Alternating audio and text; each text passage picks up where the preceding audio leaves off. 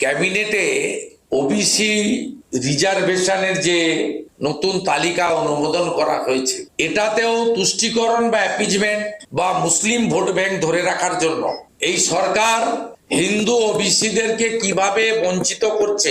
মাননীয় মুখ্যমন্ত্রী ডিভিশন বেঞ্চে ওবিসি তালিকা বাতিল হওয়ার পরে, সুপ্রিম কোর্টে স্টে না পাওয়ার পরে 3 মাসের যে সার্ভে নিয়েছিলেন, সেই সার্ভের পরে মাননীয় মুখ্যমন্ত্রী তার যে তুষ্টিকরণের রাজনীতি 180টা ওবিসির সাবকাস্টকে ওবিসি এ এবং বি তে ঘোষণা করেছেন 17%।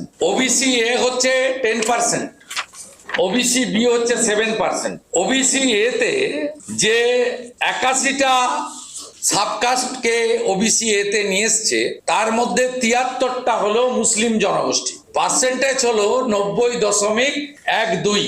আর ওবিসি বি যার পার্সেন্টেজ হচ্ছে রিজার্ভেশন 7%, সেখানে 99টার মধ্যে 46 পার্সেন্টেজ হলো 46.46। মাটেগা তো কাটেগা। পশ্চিমবাংলার হিন্দুরা যদি এখনো বিভক্ত থাকেন, এই পশ্চিমবঙ্গকে বাংলাদেশ করার ক্ষেত্রে আমাদের মাননীয় মুখ্যমন্ত্রী দ্রুততার সঙ্গে এগিয়ে চলেছেন।